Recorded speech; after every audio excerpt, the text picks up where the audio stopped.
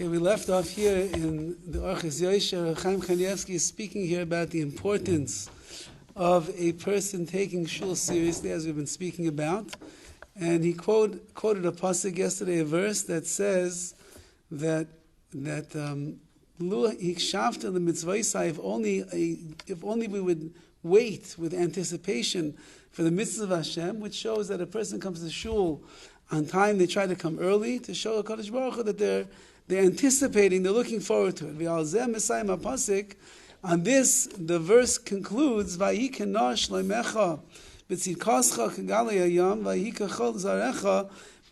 that you're going to have tremendous bracha, peaceful flow in your life. There will be righteousness like the waves of the sea, and your offspring, your children, they'll be as numerous as the sand of the sea. So if a person will treat HaKadosh Baruch Hu the right way, and they'll treat his tefillah in the right way, says the pasuk over here, Hashem will bring tremendous bracha to that person. Then he writes like this: a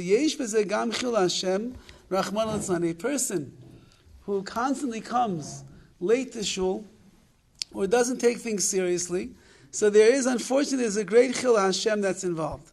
Because people will say, Kach miznagi b'nei Torah.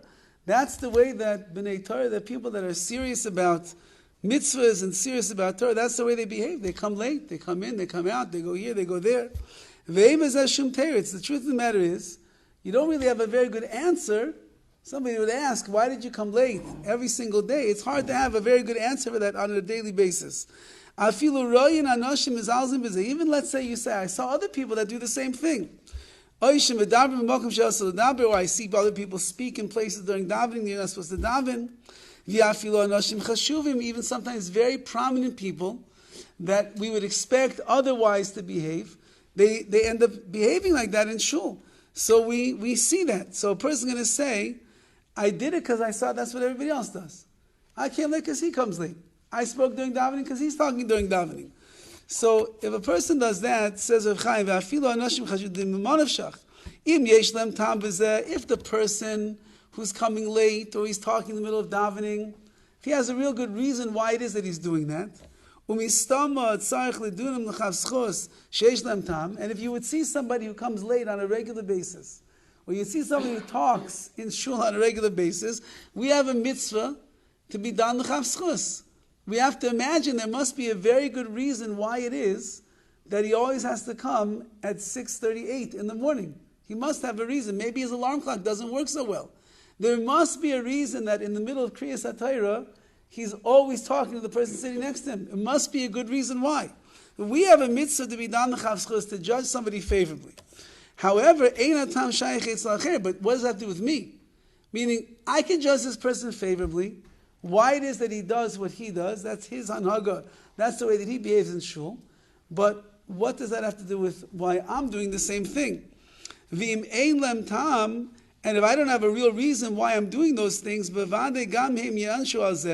you should know that a person will end up getting punished as a result of this. Not only that,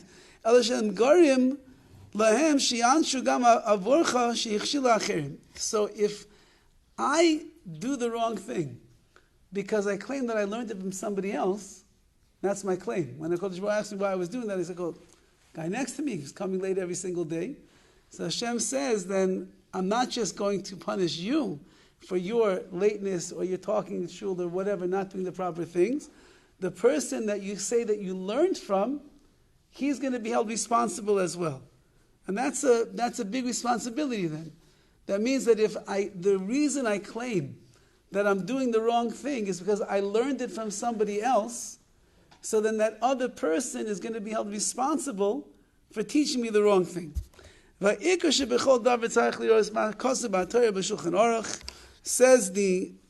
Chaim Kanievsky, the main thing is that we have to look to the Shulchan Aruch and look to the Torah to be our guide of how to behave in shul.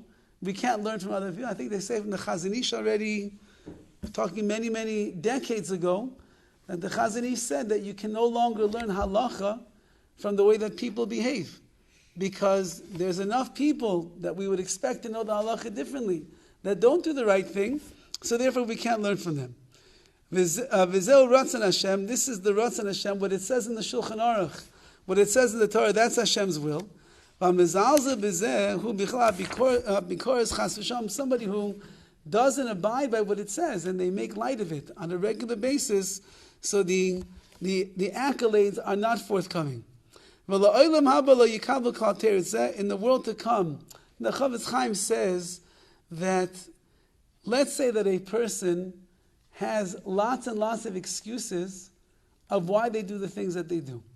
Whatever, we come to Shemaim after 120 years with our duffel bags filled with excuses, like overweight baggage. You know, when you go to the airport, and they put it on the scale and they tell you it's overweight. Okay, you have to pay a little extra money for that overweight bag. They say you want to shift it into other bags. I don't have any other bags, so you have to pay overweight. We'll come to the Rabbi after 120 years. We'll have our overweight bags filled with our excuses. The Horowitz Chaim says over there, let's say that HaKadosh Baruch Hu accepts every single excuse that we have. He says, you know what, that's a good answer, that's a good excuse, that's a good one, that's a good answer. Every single one he accepts. But at the end of the day, with what currency do you have to get into the world to come? If you used up all of your excuses in this world, and you HaKadosh Baruch Hu accept them all, so then we didn't do the mitzvahs, we didn't do this, we didn't do that, we didn't do all the things that we didn't do, so then where is the currency going to be to bring us in the world to come? Says Rav Chaim Kanievsky,